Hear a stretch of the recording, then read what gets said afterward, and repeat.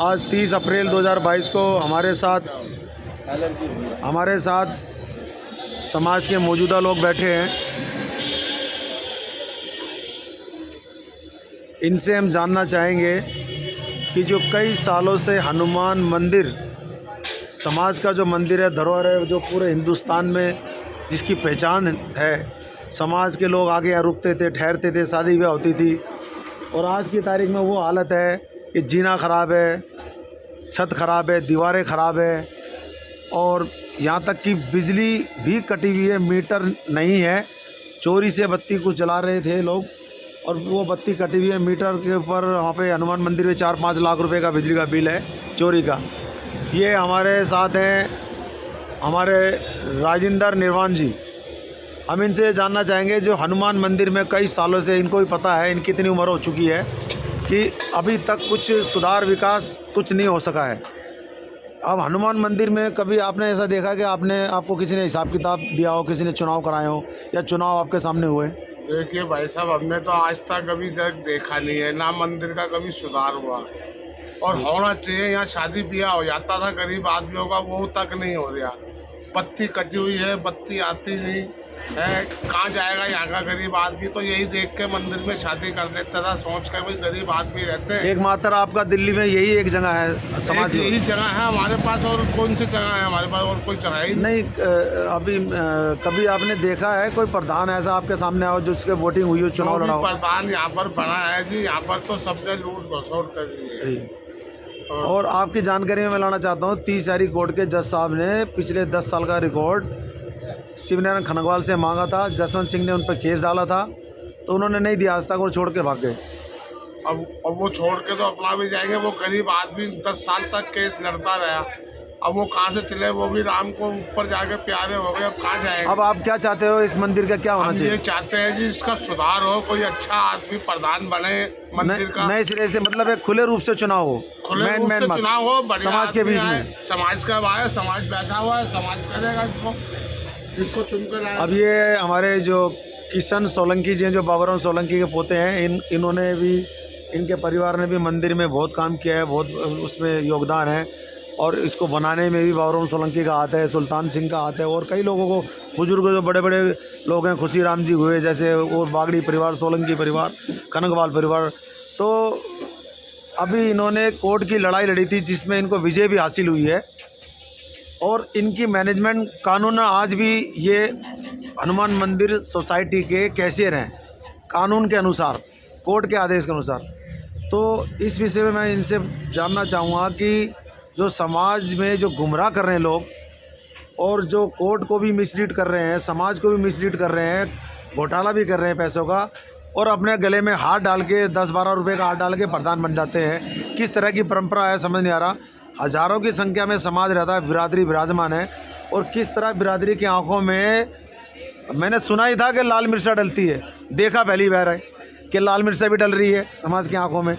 और जो आता है उसका दादा प्रधान, उसका बेटा प्रधान, उसका पोता प्रधान, उसका भाई प्रधान, ये ऐसी परंपरा है। तो समाज को जागरूक करने के लिए मैं किशन सोलंकी से पूछना चाहता हूँ कि कानूनी लड़ाई, समाज का ताना बाना, समाज के मंदिर की दुर्दशा, समाज के पैसों का हिसाब किताब, इस विषय पे थोड़ा प्रकाश डालें और समाज को संदेश आपके द्वारा। नमस्कार, मेरा नाम कृष्ण कुमार सोलंकी है और मैं नबी करीम के प्रधान चौक के क्षेत्र में रहता हूँ।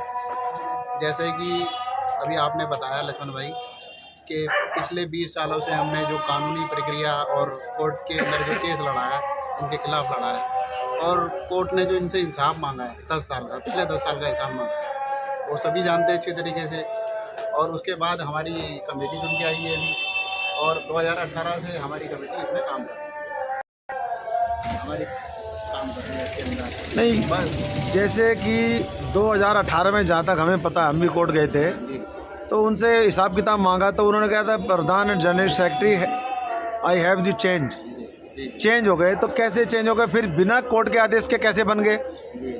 तो उसके बाद आपकी कमेटी ने सर्वसम्मति मीटिंग करी, समाज में पंचायत करी, और लेखा जोखा तैयार करा पूरा कानून के हिसाब से, रजिस्ट्रार के हिसाब से, डीएम के हिसाब से, एसडीएम साहब के हिसाब से, और सारे चुनाव की प्रक्रिया पूरी कानूनन तैयार करके विधि पूर्वक कोर्ट में जमा करी, जी फिर कोर्ट ने उसको मान लिया, बिल्कुल मान तो फिर जसवंत सिंह ने अपना केस वापस लिया और उसने भी आई हैव नो ऑब्जेक्शन बिल्कुल for the election for the society, Hanuman मंदिर ट्रस्ट कमेटी रजिस्टर्ड सोसाइटी।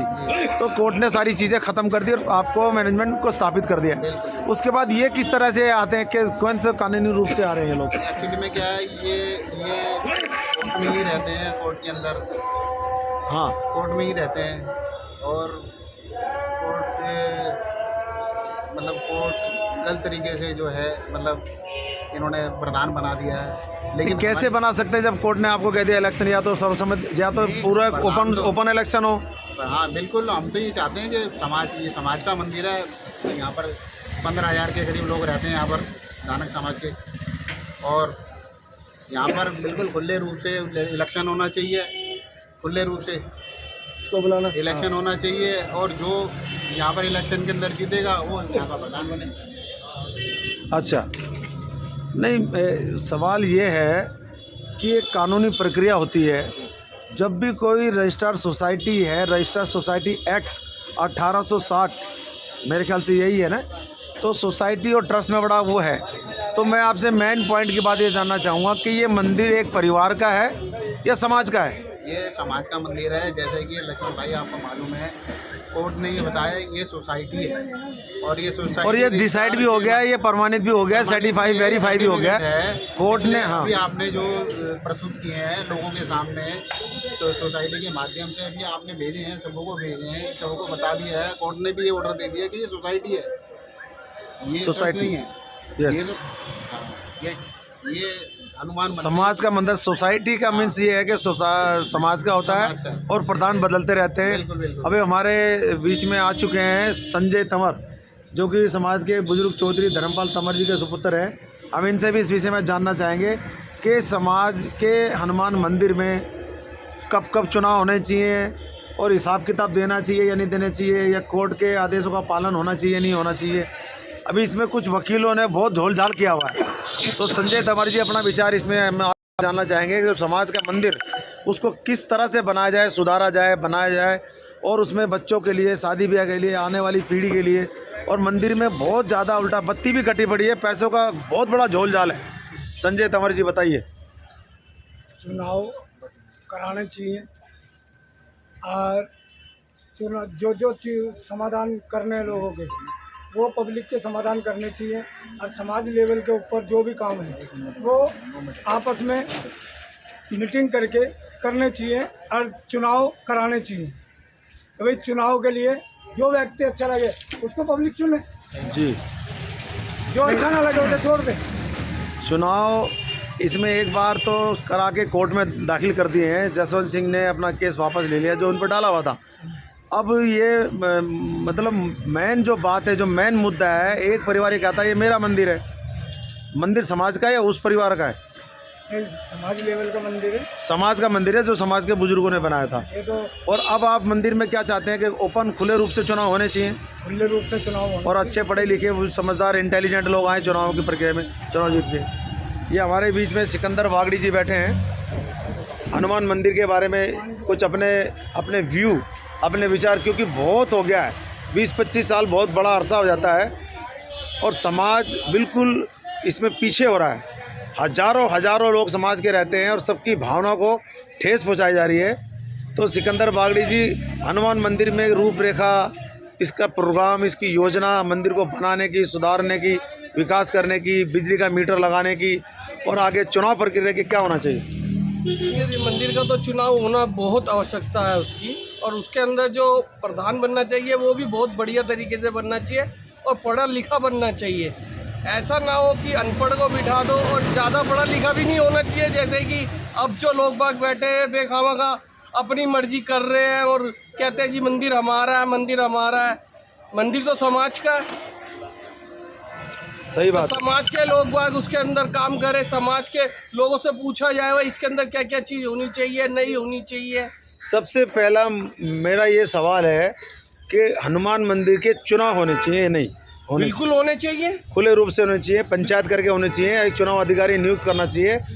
और ये कोर्ट ने भी माना है कि ये सोसाइटी है, ट्रस्ट नहीं है, किसी पर्सनल व्यक्ति की जमींदारी नहीं है, ज़मीन नहीं है, उसकी संपत्ति नहीं, संपत्ति की जो मालिकाना हक है वो समाज के पास है। बिल्कुल सही, आप बिल्कुल सही बात कर रहे हो। और कोर्ट ने भी माना है इस बात को। बिल्कुल आप और ठीक बात कभी ऐसा लगता है किसी ने आपको हिसाब किताब दिया हो मंदिर का जो नहीं, पैसे मुझे लेते तो थे? नहीं लगता आज तक किसने दिया। आज तक इसमें पहले कैसे विष्णु नुगरिया थे, फिर वो गुलाब घनवाल थे, हमें तो प्यारे लाल मोरवाल थे। पैसे किसके पास है?